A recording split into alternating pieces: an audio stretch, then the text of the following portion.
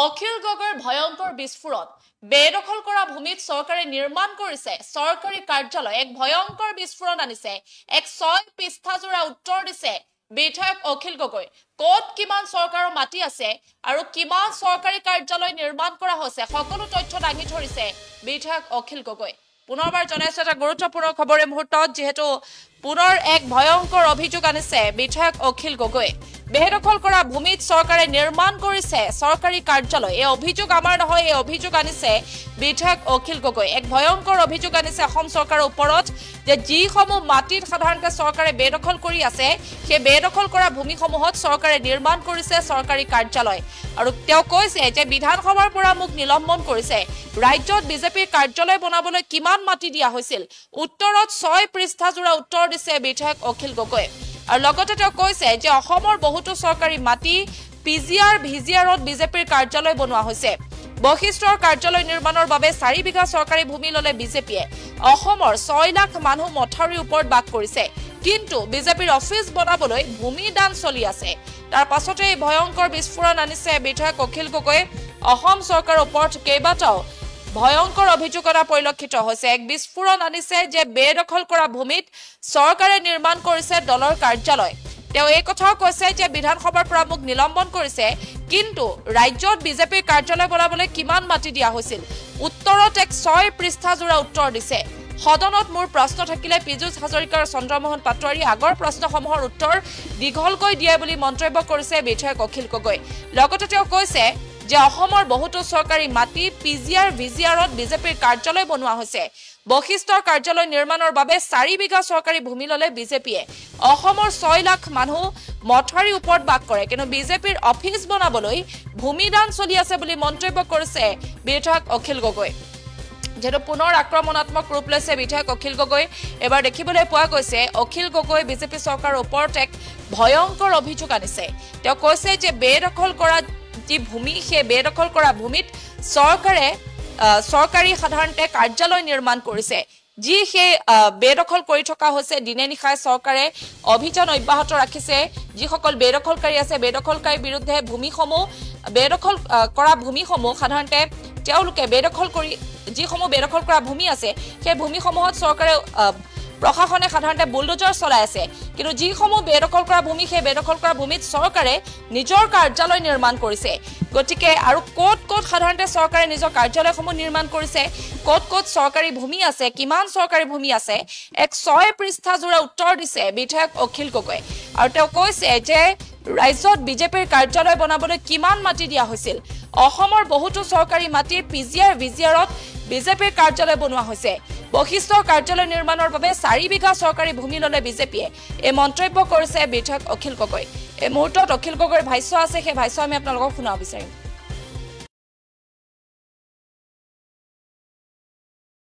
টেঙাখাত মণ্ডল committee সেতুল ইতিমধ্যে পট্টা দি দিলে 211 ডাক number Dibrugarh west revenue circle BJP mandal BJP district mandal office Dibrugarh government khas land government approval receive এটো ডাক নম্বৰ হল 28/231 এটো হল 1 বিঘা ডিব্ৰুগড় টাউনৰ মাজত 1 বিঘা মাটি দিছে 1 বিঘা এটো দিছে 6/4/2023 তাৰিখৰ দিনা Sabua revenue circle Moran revenue circle Dibrugarh west revenue circle Dibrugarh west revenue circle এবিলাকৰ আবেদন কৰি থৈছে টাইম আছে Naharkatia revenue circle BJP Jaipur mandal committee government khas land দিছে গভৰ্নমেন্টৰ এপ্ৰুভেল ৰিসিভ 75 নম্বৰ ডাক পিকি এটো ডাকত মাটি দিছে বালিজানা গভৰ্নমেন্ট ৰেভিনিউ সাৰ্কল গোৱালপাৰা ইয়াত দিছে বিজেপিৰ district committee government khas land 206 number ডাকত 1 বিঘা মাটি দিছে Lakhipur revenue circle BJP Lakhipur মণ্ডল office government khas land allotted 182 ডাক নম্বৰত মাটিয়া ৰেভিনিউ সাৰ্কলত আবেদন কৰি থৈছে ৰংজুলি ৰেভিনিউ সাৰ্কলত আবেদন কৰি থৈছে ভুটনৈ ৰেভিনিউ সাৰ্কলত আবেদন কৰি থৈছে গোৱালপাৰা ৰেভিনিউ সাৰ্কল গোলাঘাট ৰেভিনিউ সাৰ্কলত আপোনাৰ আবেদন কৰি থৈছে আপোনালোকে কথাটো বুজি পাইছেনে মই এতিয়ালৈকে আপোনাৰ 2 পৃষ্ঠা গাইছো মুঠ 6 পৃষ্ঠাত তেওঁলোকক মাটিৰ পট্টা দিছে মাটি দিছে অকল বিজেপিয়ে এই হিমন্ত বিশ্ব শৰ্মা চৰকাৰৰ দিনত 6 পৃষ্ঠাৰ তথ্য কিমানটো হ'ব এইটো কিমানটো হ'ব 50টামান ঠাইত এতিয়ালৈকে বিজেপিৰ কাৰ্যালয় বনাবৰ কাৰণে মই কিমান একজেক্টলি দি দিম আপোনালোকক 50টামান ঠাইত বিজেপিৰ কাৰ্যালয় বনাবৰ কাৰণে অসমৰ মাটি অসমৰ ৰাইজৰ মাটি অসমৰ চৰকাৰী ভূমি কাৰ্যালয় বনাবৰ কাৰণে অনুমতি দিছে আৰু পৃথিৱীৰ কোনো ৰাজনৈতিক দলক এক কথা মাটিও কটো দিয়া নাই গোলাঘাটত মৰঙী ভাৰতীয় জনতা পাৰ্টি মৰঙী মণ্ডল সমিতি চিলিন গভৰ্ণমেণ্ট লেণ্ড 59 পাৰ্ট ডাক নম্বৰ 2 কথা 2023 চনত দিছে হাইলাকান্দি আৰু দেৰগাঁও খুমটা সৰুপথাৰ বোকাখাট এইবিলাকত আবেদন কৰি থৈছে এতিয়ালৈকে পোৱা নাই Hailakandi president district BJP Hailakandi government khas land allotted second আইএছ ডাক number 324 of mauza Hailakandi town তাত দিছে 4 কথা 8 লোচা পূজাই